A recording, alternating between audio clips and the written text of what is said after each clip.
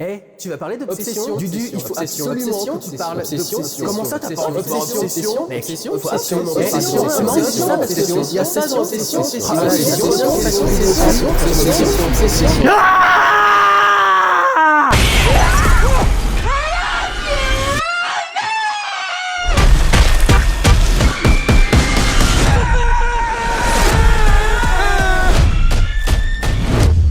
Bonjour tout le monde, bienvenue dans ce vlog sur le film Obsession. Enfin ce vlog sur Obsession parce que vous me l'avez demandé de façon obsessionnelle.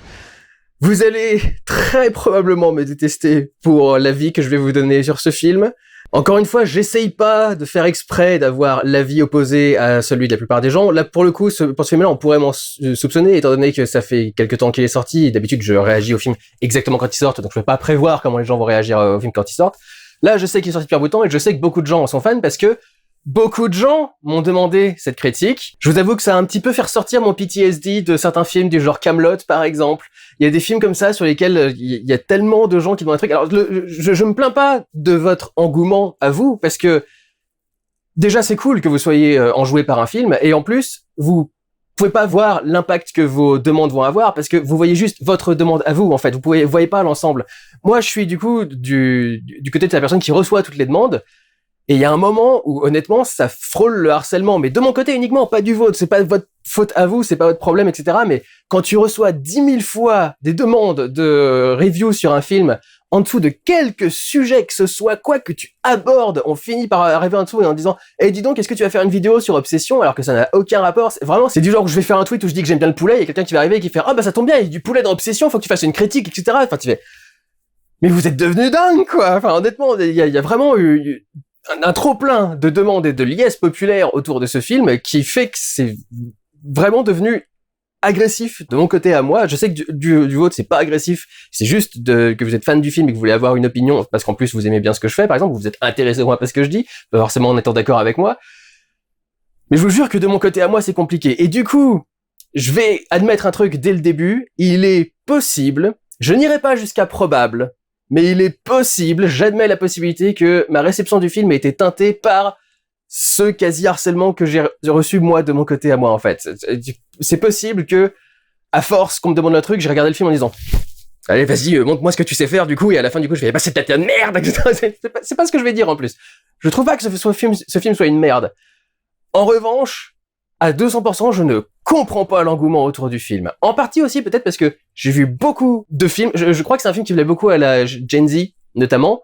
Et c'est vrai que j'approche quand même des 40 ans. J'ai pas la culture ciné parfaite que certains voudraient que j'ai, mais j'ai quand même une certaine culture cinéma. J'ai vu certains films qui sont sortis, certaines séries également. Et c'est vrai que c'est des trucs que j'ai vus dans des tonnes et des tonnes de films et de séries, cette histoire-là. Je trouve pas que le film l'ait fait de façon particulièrement spéciale. Il y a tout un tas d'arguments qui sont mis autour du film qui me captent pas. Je comprends pas pourquoi est-ce que ça a autant d'impact chez vous. Par exemple, le budget. Mais donc, je reconnaîtrais totalement qu'il est possible que ça vienne de moi. Cela dit, vraiment, faut vraiment que vous compreniez, c'est aussi pour ça que le nombre de demandes était chiant. Quand j'ai vu la bande-annonce de ce film au cinéma, je crois que je l'ai vu avant d'aller voir Scary Movie, ou peut-être un autre film qui est sorti un petit peu avant, peut-être avant Mortal Kombat. Quand je regarde des bandes-annonces de films, soit je me dis « Oh, ça a l'air cool », soit je m'en fiche complètement. C'est rare de me faire avoir une réaction de rejet total après une bande-annonce. À la fin de la bande-annonce de Obsession en salle, j'ai regardé le truc, j'ai fait « Jamais de la vie je regarde cette merde ». Ben vraiment quoi, c'était épidermique. J'ai vu la bande-annonce, j'ai fait, je sais exactement tout ce que je vais voir dans ce film, je n'ai pas besoin de le voir, je m'en bats les couilles. Donc quand après t'as 100 000 demandes de personnes qui viennent te dire de faire une critique du film, tu fais... Donc voilà. Et je trouve quand même très ironique, étant donné le propos du film. Je veux dire, encore une fois, c'est un effort collectif. Vous n'êtes pas indépendamment coupable de quoi que ce soit. Mais l'obsession que vous avez eue pour Obsession, il y a quelqu'un, vous avez essayé de me forcer la main pour parler du film, à vraiment en parler partout. La plupart d'entre vous n'ont rien fait de mal. Il y en a quelques-uns, par contre, qui ont été postés des messages à chaque vidéo pour demander et Obsession, etc. Il y a des gens qui m'ont engueulé sur Twitter parce que je voulais pas parler d'Obsession. C'est « Ah, quand même, tu pourrais en parler, etc. » Je fais « Écoutez, les gars, je peux pas parler de tout ce qui sort non plus. Il y a quand même un moment ou un autre où je peux aussi aller dire « J'ai pas envie de voir ce film-là. » Je suis pas forcé d'aller voir tout ce qu'il y a non plus, quoi. Là, par exemple, récemment, il y a Toy Story 5 qui est sorti. Je n'ai aucune envie de voir Toy Story 5. Je déteste cette putain de licence. Je ne l'ai jamais pu la supporter. Il y a des films que j'ai pas envie de voir. Et vous avez pas à me dire, ah, dis donc, tu pourrais le voir quand même. J'ai le droit d'être attiré ou pas par un film, quoi. Donc voilà, sur ce truc-là, je trouve ça un peu ironique quand même. Les gens qui ont forcé à ce point-là, jusqu'à m'engueuler parce que je voulais pas parler du film, dis donc, vous avez retenu le message du film quand même au passage, le fait que vous ne deviez pas forcer les gens que vous aimez à faire des trucs particuliers, etc. Parce que j'ai pas l'impression que vous avez compris pour ça d'entre vous. Au bout d'un moment, j'ai des amis plus proches de moi aussi qui l'ont vu. Et je sais, ça fait une très longue intro sur le pourquoi du comment de ce vlog. Et qui m'ont dit que eux aussi l'avaient bien aimé, donc ils m'ont dit essaye de le voir. Donc du coup, à cause de ces amis proches, je me suis dit bon, allez, vas-y, on tente. Et vraiment, en sortant du truc, j'ai vraiment pas apprécié quoi. Et je mettrai une petite différence, et après on ira enfin dans la critique du film. Il y a un film qui m'a fait plus ou moins la même réaction, peut-être pas aussi épidermique, cela dit, c'était le film It Follows. Et le truc, c'est que quand j'ai enfin regardé It Follows, j'ai pas considéré que c'était le film de l'année, mais j'ai complètement compris pourquoi il avait plu. J'ai vu tout ce qui avait pu être intéressant en termes, par exemple, de sous-texte autour du film It Follows, qui était tout un sous-texte par rapport aux maladies sexuellement transmissibles.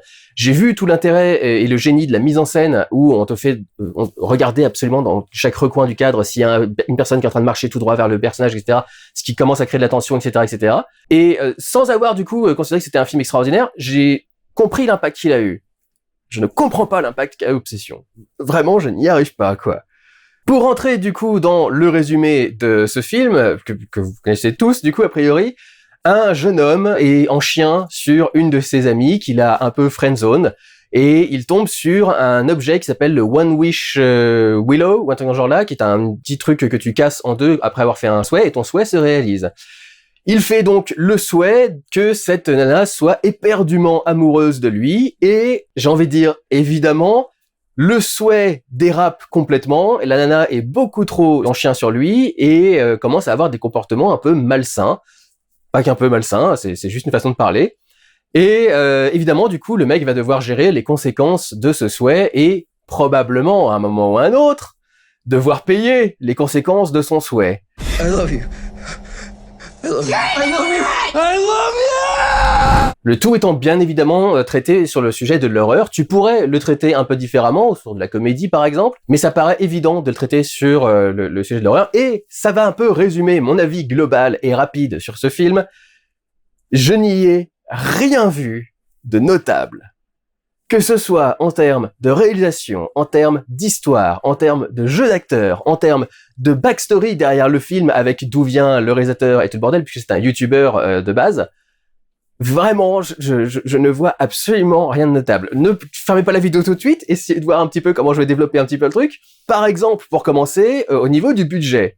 Il y a des gens qui sont en extase devant le fait que le film ait coûté 750 000 $ pour être réalisé. C'est absolument pas notable, notamment pour un film indépendant. C'est pas un film de studio, Obsession, c'est un film indépendant, produit avec, je sais pas comment est-ce qu'il a fait, est-ce qu'il a été chercher des financements ou est-ce qu'il a demandé un financement participatif par exemple, mais en tout cas c'est très basique pour du film indépendant d'être aux alentours de ces sommes-là. C'est entre 500 000 et 2 millions de dollars, je crois, le cinéma indépendant américain, en majorité, en moyenne on va dire. Je crois qu'il est exactement à la moyenne du financement du cinéma indépendant américain. Et notamment, le cinéma d'horreur coûte extrêmement peu cher à réaliser. C'est pour ça qu'il est autant apprécié. C'est pour ça que, par exemple, que Jason Blum, qui est à la base de Blumhouse, a fait son fonds de commerce de l'horreur, notamment, c'est que l'horreur, ça coûte quasiment rien à produire. Il y a généralement besoin de très peu de décors, par exemple, juste une maison hantée, et c'est juste là-dedans que ça va se passer. Il n'y a pas forcément beaucoup d'acteurs, etc., etc. Et donc, l'horreur, ça coûte extrêmement peu cher. Et 750 000 $, c'est le budget des 3/4 des films français, par exemple. C'est pas surprenant de faire un film qui ait de la gueule avec ce budget-là. Peut-être aux États-Unis parce que l'économie est souvent dépensière, mais pas dans le cinéma indépendant. Dans le cinéma indépendant, tu comptes chaque centime, et c'est pas extraordinaire de faire un film avec, surtout d'horreur, avec un budget pareil, quoi. C'est même un budget relativement tranquille pour faire un premier film. Pour le coup, c'est peut-être là que mes connaissances en cinéma ont un peu influencé mon avis, c'est que moi j'ai vu Paranormal Activity qui était fait pour 75 000 $, par exemple. 75 000 $, là oui, tu peux faire, oh dis donc, réussir à faire un film qui a à peu près de la gueule pour 75 000 $, c'est quand même ouf, quoi. Surtout qu'en plus, à l'époque, c'était l'avènement des caméras numériques, des caméscopes numériques, qui, du coup, avait permis une nouvelle économie comme ça à se faire. Cela dit, d'ailleurs, Oren Peli a jamais fait grand-chose d'autre dans sa carrière, à part Paranormal Activity. Mais c'est vrai que moi, du coup, j'ai vu des films faits avec 75 000 $, 750 000, non, ça me surprend pas, je suis désolé. Surtout pour ce qu'il y a dans le film, quoi, je veux dire. il y a 4 décors, 4 acteurs, il y a une prothèse à un moment un petit peu gore, et puis on fait quoi? On fait quelques travelling pendant le truc, donc c'est juste de la machinerie louer une dolly pendant le truc et puis l'utiliser pour faire des travelling. Quand les gens m'ont dit c'est quand même ouf ce qu'ils arrivent à faire avec 750 000, je me suis dit putain, peut-être qu'il va y avoir des trucs de mise en scène de dingue. J'avais vu un film amateur fait sur internet qui s'appelle The Frame il y a quelques années, il y a 10 ou 15 ans évidemment, parce que je commence à être vieux maintenant. C'était un tout petit film indépendant avec un budget ridicule. Je vais faire mes recherches après avoir tourné la vidéo malheureusement. Et quand tu vois ce que le mec a réussi à créer avec quasi zéro budget, c'est absolument dingue quoi. Des plans qui demanderaient à des studios des milliards en effets spéciaux et des trucs dans ce genre-là. Et le mec il a juste créé un rig avec des trucs en métal pour... il a projeté le cadre avec un rig en métal autour de la caméra qui simulait du coup l'angle de vue de la caméra. Et il a réussi à faire des trucs où les personnages s'accrochent au bord de l'image de tout le genre là. Enfin, il y a des trucs absolument dingues quoi pour un budget dérisoire. Du coup, quand on m'a dit waouh, il y a une réalisation de ouf pour 750 000, je m'attendais à voir des trucs de ouf quoi. Pour avoir 3 travelling et un mouvement de caméra en grue, putain, non, je suis désolé, c'est pas extraordinaire pour 750 000. Encore une fois, les 3 quarts des films français sont faits avec ce budget-là, et tu peux faire des travelling et des plans avec une caméra en grue quoi. Tu la loues pour une journée la grue, mais enfin c'est bon quoi. Tu peux faire des plans comme ça. Donc je m'énerve, mais c'est je devrais pas, parce que de toute façon, vous n'êtes pas obligé de savoir comment fonctionne l'économie du cinéma, mais justement, ça devrait même pas être impressionnant, justement, quel est le budget, et ça devrait même pas rentrer en ligne de compte. Je pense que c'est, en bonne partie, ça a dû être utilisé pour la promo du film à un moment ou un autre, en mode, regardez ce film réalisé par un petit prodige de YouTube pour seulement 750 000 $, etc.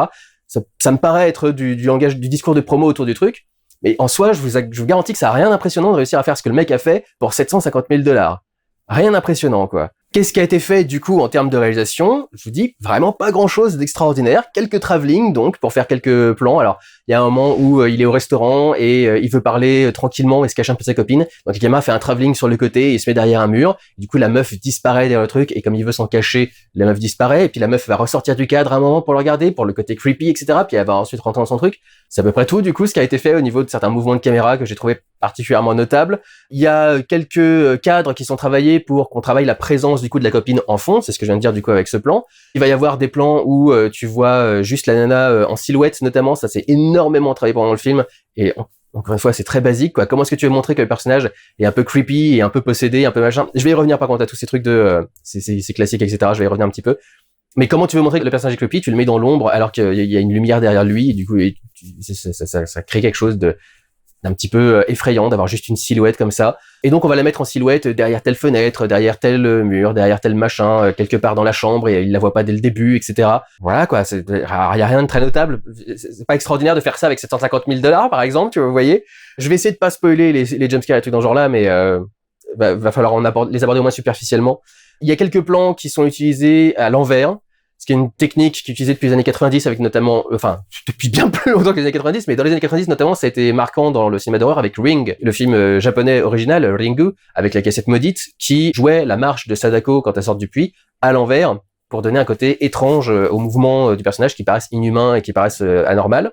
Et puis, il y a un petit effet notamment qui est souvent utilisé dans le cinéma d'horreur, mais là, avec un sens particulier, c'est à partir du moment où la nana commence à être possédée, entre guillemets, elle est pas possédée, mais elle change complètement de personnalité, et un petit côté possession quand même. Ils insistent pour dire que c'est pas un démon, quoi. Donc je vais juste dire ça, c'est pas un démon qui la possède, mais dans son côté personnalité altérée, il fait un reflet étrange dans ses yeux où il y a 2 sources de lumière différentes qui vont se refléter. Généralement, le reste de son visage est plutôt dans l'ombre pour jouer justement sur ce côté silhouette, et ces 2 petits reflets dans l'œil sont très étrange. Généralement, t'as juste un petit point de reflet dans l'œil quelque part, ou alors plusieurs dizaines quand il y a plusieurs sources de lumière dans la pièce. Là, juste 2 points, il y a un petit truc un petit peu étrange. Voilà.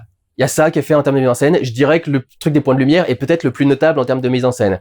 Ça n'a pas besoin de 750 000 $ de budget. Dans les scènes que j'ai trouvées un petit peu notables, il y a notamment l'ouverture avec le chant contre chant entre le personnage du film et une autre demoiselle sur laquelle il teste quelques trucs, qui ont la particularité d'être en regard caméra direct comme moi je suis en train de vous regarder là pendant ce vlog, ce qui en cinéma a toujours quelque chose d'un peu étrange parce que les personnages sont pas censés être conscients de la caméra, donc quand le personnage te regarde droit dans les yeux en faisant un regard caméra, il y a quelque chose qui te dérange. C'est quelque chose qui est très utilisé par Shyamalan notamment dans beaucoup de ses films. C'est pour parler d'une scène qui est plutôt artificielle, encore une fois en essayant de pas spoiler, et du coup ça peut marcher de faire ressortir l'artificialité du cinéma pendant cette scène-là.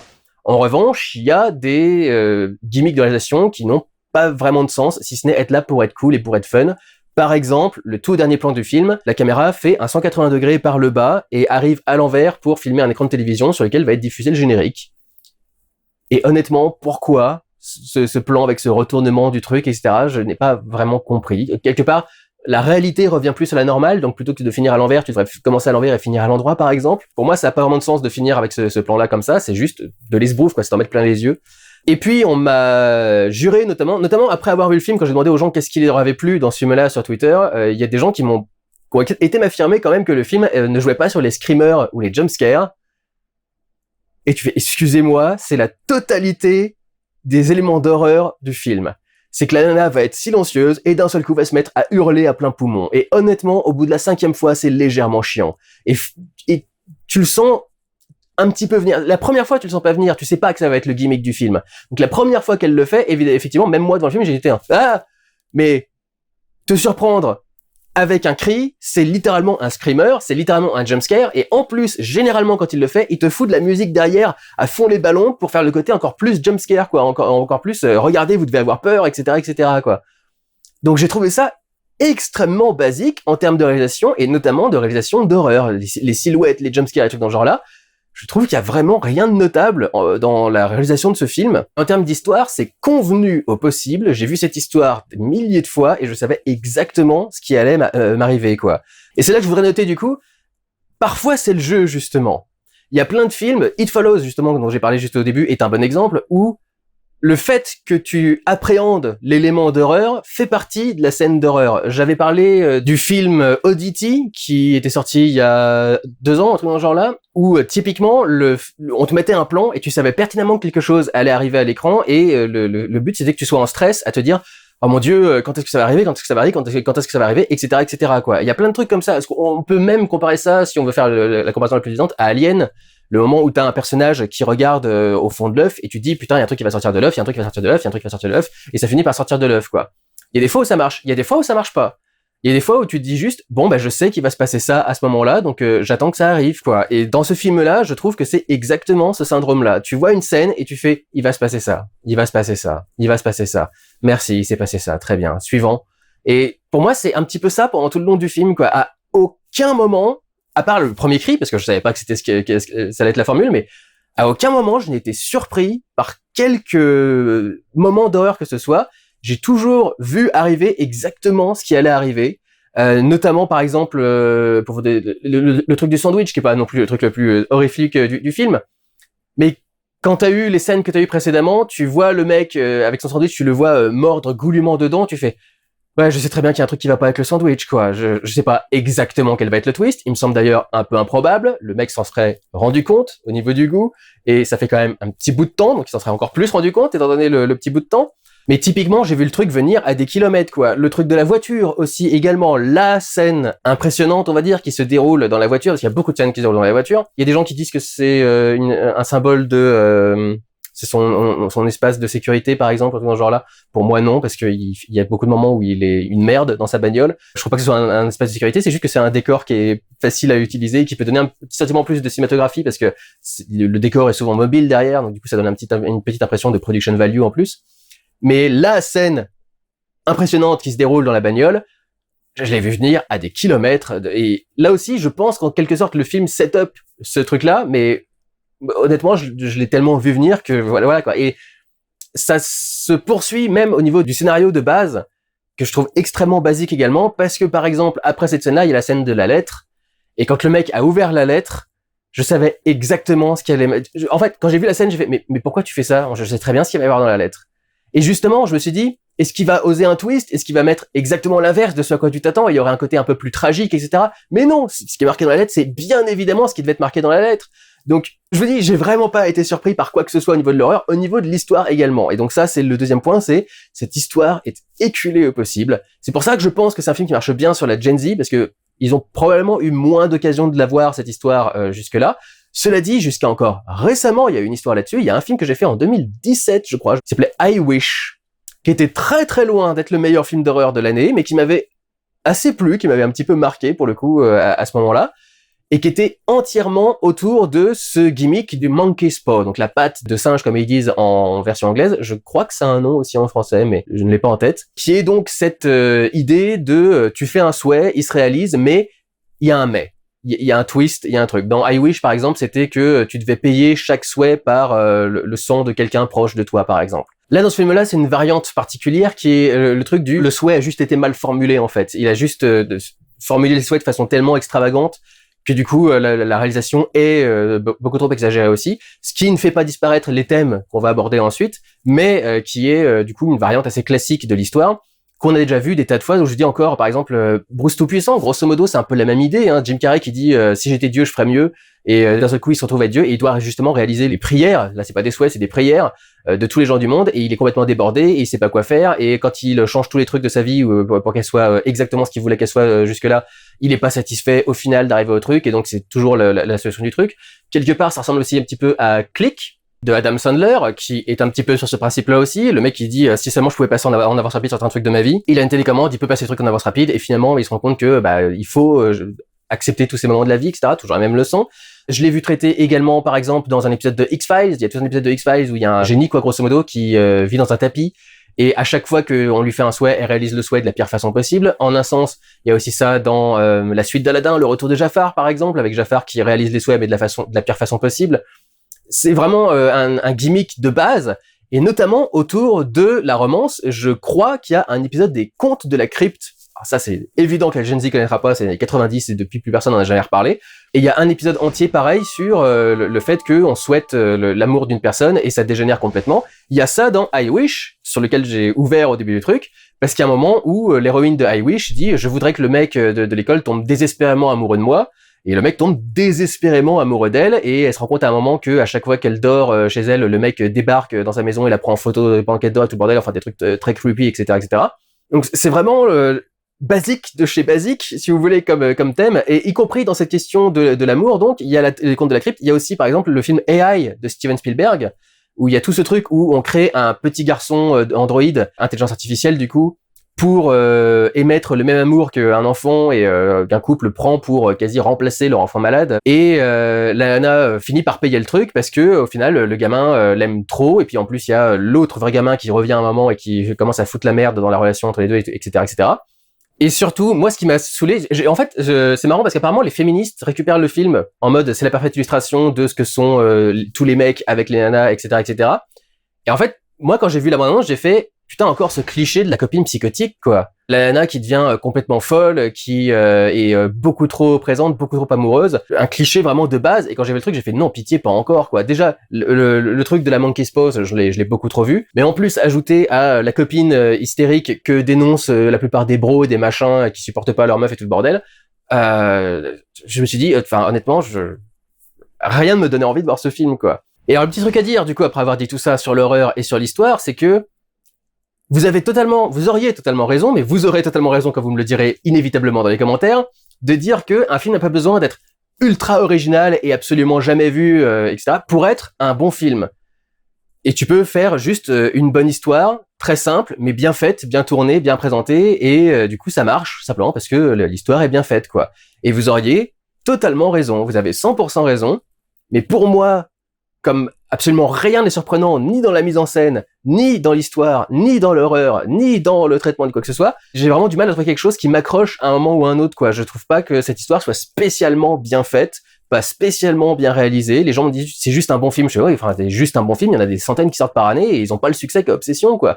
Donc j'ai vraiment du mal à comprendre cette soudaine obsession pour Obsession et cet attachement et le fait de porter au nu ce film comme ça en disant que c'est un absolu chef-d'œuvre, alors que au mieux je vous dirais c'est un bon film. Et vous avez tout à fait le droit de l'aimer, j'ai absolument rien à redire dessus, je m'en fous, quoi. Mais l'obsession autour du truc, et à quel point on m'a fait chier pour aller voir le film, etc., non, franchement, c'est... Là, je vais finir par faire un vlog de 40 minutes. J'aurais juste été voir le film de base parce qu'il sortait dans la semaine, j'aurais fait un vlog de 10 minutes, j'aurais rien eu à dire dessus, quoi. Lambda au possible. Je dirais pas insipide, mais presque, quoi. Il y a un truc que j'ai trouvé un peu intéressant au niveau, un twist que j'ai trouvé sympa dans l'histoire. Je vais le mettre en spoiler du coup pour éviter que les personnes qui n'ont pas vu le film se fassent gâcher le film à cause de ça, mais je pense que la plupart d'entre vous l'auront vu. Mais le petit twist que j'ai trouvé intéressant, c'est le fait qu'il y ait deux personnalités dans cette personne, en fait. Dans la jeune fille, Nikki, je crois, qui se fait donc posséder par le souhait du héros. Le fait que on n'ait pas juste changé sa personnalité complètement, on a enterré sa personnalité et on en a créé une deuxième au-dessus qui essaye de répondre du coup aux demandes du personnage principal. Et le fait que la personnalité d'origine soit toujours présente, qu'elle s'exprime à plusieurs reprises, les moments où elle reprend conscience et elle crie, elle dit non, c'est pas moi, etc. Ou le moment où elle dort et elle va dire pitié, tue-moi, arrête ce truc, quoi. Ça, pour le coup, je me suis dit ça c'est un petit peu nouveau. J'aime bien cette façon de traiter le truc. Et j'ai trouvé que c'était une bonne raison, justement, de justifier pourquoi est-ce que le souhait déconne à ce point, en fait. Parce que c'était le truc que j'allais me dire quand j'ai vu le film, c'est ça va être la base le monkey's paw de base, où quoi que tu souhaites, de toute façon, ça tourne mal, et il y a même pas de raison que ça tourne aussi mal, quoi. Pourquoi est-ce que la nana deviendrait aussi dingue? Il y a le fait que le gars ait souhaité qu'elle l'aime plus que tout au monde, ce qui est une façon complètement démesurée de dire le truc, mais en soi, ça devrait juste créer un amour particulièrement fort, ça devrait pas forcément créer une dingue, en fait. Et le fait que on est une double personnalité qui s'exprime avec la nana et que du coup il y a sa vraie elle au fond d'elle qui le déteste pour ce qu'il lui a fait, ce qu'il la force à faire, même s'il l'a fait de façon innocente éventuellement à la base parce qu'il croyait pas forcément à ce qu'il a fait. Ça justifiait pour le coup qu'elle fasse des trucs un peu dingues, notamment tout ce qui est autour du chat par exemple, autour des photos qu'elle fait de lui, etc. C'est des trucs qui sont pas un amour démesuré de faire un sandwich au chat par exemple à la personne avec qui tu sors, c'est clairement la vraie elle qui est au fond, qui essaye de s'exprimer en faisant sortir quelque chose et du coup en lui faisant un coup de pute, qu'elle fait passer en un sens comme étant un signe amoureux, quoi. Donc j'ai trouvé que c'était le bon petit truc qui était bien géré, la justification à sa folie par exemple, et le fait qu'il y ait donc cette double personnalité. Mais c'est vraiment le seul petit détail où je me suis dit là il y a un truc. Et sinon le reste du film rien à foutre. Mais je sais pas à quel point je peux dire que j'en ai rien à foutre. Un petit point du coup à aborder, c'est les thèmes qui sont traités par le film. Parce qu'il y a notamment un truc que j'ai vu revenir chez certaines personnes, c'est que le film parlerait des incels au niveau du personnage principal, donc qui fait le souhait que cette Nikki soit amoureuse de lui. Et le problème, c'est que le mec ne correspond pas à la définition d'un incel, qui estime qu'il ne mérite pas d'être célibataire, que le sexe ou les relations lui seraient dues naturellement, qui se plaint constamment du comportement des femmes en général, par exemple. C'est pas du tout le comportement qu'a ce personnage. Donc je peux pas accepter cette façon de prendre le truc. Enfin, vous faites ce que vous voulez, hein, bien sûr, mais moi personnellement, je peux pas accepter cette interprétation du personnage parce que c'est pas son problème. Il a pas de problème avec les femmes en général. Il reproche pas à cette nana de pas s'intéresser à lui. Il sait très bien que le problème vient de lui de A à Z. La preuve, le film commence par une scène où il essaye de parler à la nana et où il a écrit tout un texte et tout le bordel. Donc pour moi, on peut pas dire que ce mec soit le portrait d'un incel. Son vrai problème, qui vient entièrement de lui, c'est qu'il n'arrive pas à communiquer. C'est un problème qu'il a pendant tout le film, y compris quand il va commencer à se rendre compte de certains problèmes. Et il a des soucis pour communiquer, il n'arrive pas à parler, il n'arrive pas à dire ce qu'il pense sur plusieurs sujets et à plusieurs personnes. Là, par contre, où je serais totalement d'accord, c'est qu'il y a un sujet du consentement et de l'abus qui est assez clairement représenté dans le film. Il y a clairement une métaphore de la drogue ou de l'alcool qui est en plus énoncée par le film. Et il y a une notion de violence sexuelle quand le personnage se rend compte de ce qu'il a fait, de ce qui se passe, et qu'il a non seulement aucun problème à en profiter, mais à un moment qui en tire clairement du plaisir, quoi. Il y a une scène très claire où en plus on essaye d'être vraiment très direct visuellement, le plan est assez décadré, il va zoomer au fur et à mesure, mais il est assez décadré au début pour que tu vois bien quel acte est en train d'avoir lieu à ce moment-là, et tu vois aussi beaucoup le visage de la nana, etc. Donc ça, pour le coup, c'est très clair. Cela dit, plus qu'un thème traité par le film, c'est quelque chose d'induit logiquement par la situation, en fait. C'est-à-dire que si les gens me l'avaient pas énoncé clairement dans les réponses sur Twitter, ou si certains de mes amis m'en avaient pas parlé, par exemple, quand ils me parlaient du film, honnêtement, j'aurais même pas tilté sur ces aspects de l'histoire, parce que pour moi, c'est juste évident, c'est les conséquences naturelles d'une situation où tu peux forcer quelqu'un à faire ce que tu veux. Et donc ouais, on m'en aurait pas parlé, je l'aurais vraiment pas du tout noté, parce que pour moi, c'est juste les conséquences naturelles de l'histoire, en fait. Vraiment, c'est vrai que j'ai pas été surpris par quoi que ce soit du film, et je vais vous dire à quel point j'ai pas été surpris par le film. Il y a une scène où le gars appelle la hotline de l'entreprise qui vend, donc du coup c'est One Wish Willow, et quand j'ai vu la scène, immédiatement je me suis dit, caméo du réalisateur youtubeur, dans la voix du mec qui est au téléphone et qui fait le service après-vente. C'était évident, parce que c'est du coup le truc qui tire les ficelles dans l'ombre, et donc quelque part c'est le réalisateur dans cette histoire de façon méta finalement à l'intérieur de l'histoire, sans aucune surprise, c'est effectivement lui qui fait ce caméo à cet endroit-là. L'occasion peut-être du coup de parler vite fait du réalisateur qui donc est un youtubeur. Après, il faudrait quand même pas partir dans le délire du fait que oh là là c'est juste un petit mec qui est parti de rien et qui a réussi à faire un truc. Ce que je verrais beaucoup plus pour le réalisateur de Backrooms par exemple, qui lui vraiment c'est un ado de 16 ans qui a fait son délire dans sa chambre et il se trouve que ça a plu.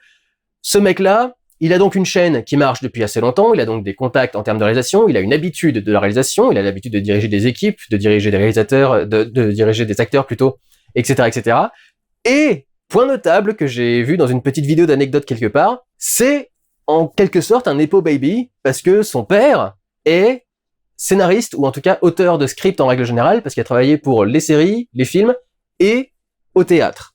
Et il a participé à l'écriture de ce film, et notamment il a écrit le poème Creepy que sort la copine pendant qu'ils sont dans leur soirée entre amis, je crois. Et donc tu peux pas dire que le mec vient de nulle part non plus, et je pense que le père doit pas être totalement innocent dans le fait que le film ait quand même eu 750 000 dollars plutôt de budget.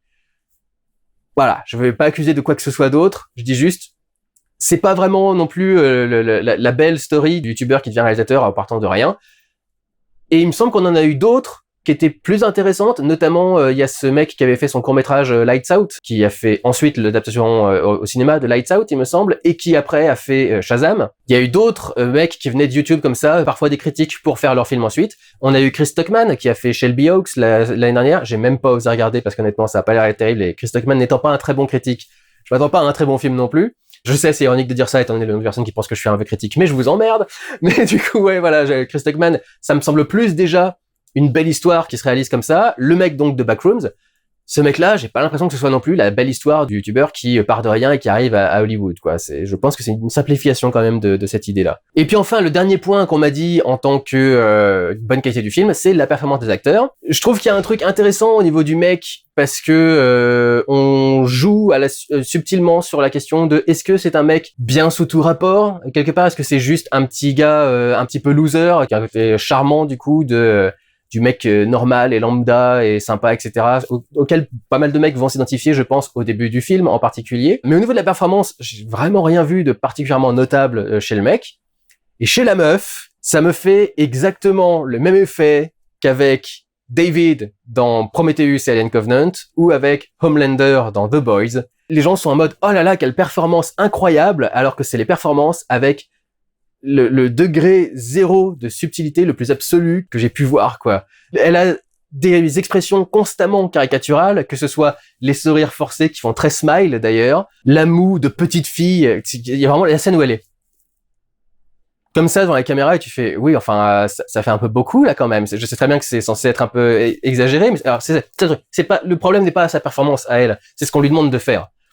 Elle fait très bien ce qu'on lui demande de faire, mais ce qu'on lui demande de faire est tellement exagéré que j'arrive pas à voir en quoi c'est une performance si extraordinaire que ça. Les bonnes performances sont plus dans la subtilité, pas forcément quand la meuf crie à s'en déchirer les poumons pendant absolument tout le film, ce qu'elle fait pendant tout le film. De la même façon que les sourires forcés ou les mots de petites filles sont exagérés, les cris, c'est exactement la même chose, quoi. Les moments où elle est dans le restaurant et puis il lui dit un truc et elle fait « Non, non, non, non, non, pourquoi tu fais ça? Pourquoi tu fais ça? » etc. No, no, no, no, no, no, don't do that! I thought we were having a nice day!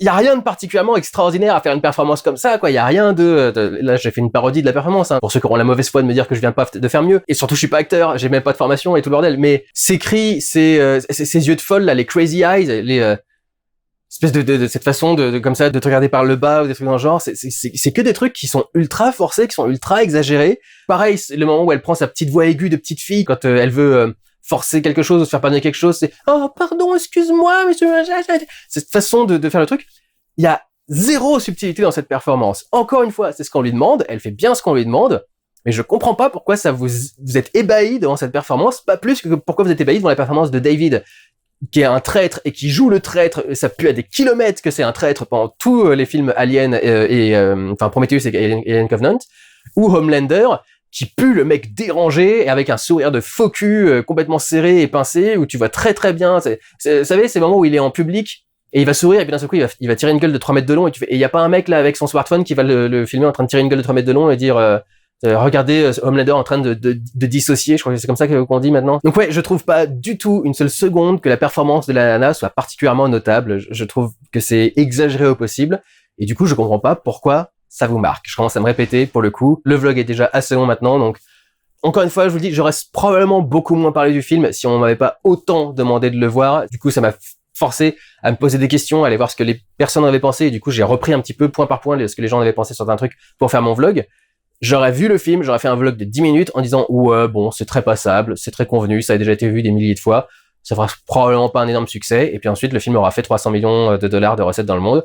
Comme j'ai dit que le film sur Michael était pas terrible et qu'il allait probablement se casser la gueule parce qu'il proposait rien de particulier, et maintenant il va bientôt dépasser le milliard. J'en aurais rien eu à foutre, et très honnêtement, j'en ai rien à foutre. C'est un film que j'aurais oublié dans quelques semaines, à moins que le PTSD de à quel point on me l'a demandé me le grave dans la tête.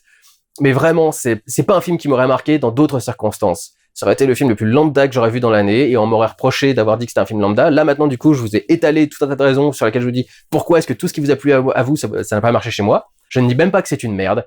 Pour moi, c'est juste le film le plus oubliable que j'aurais vu de ma vie, s'il n'y avait pas eu tout ce qui a précédé au niveau des demandes pour avoir un vlog sur le film. Donc voilà, j'espère que vous ne m'en voudrez pas trop, j'espère que vous reviendrez me voir pour d'autres vlogs sur d'autres films. Prenez soin de vous, allez voir des films. Ciao.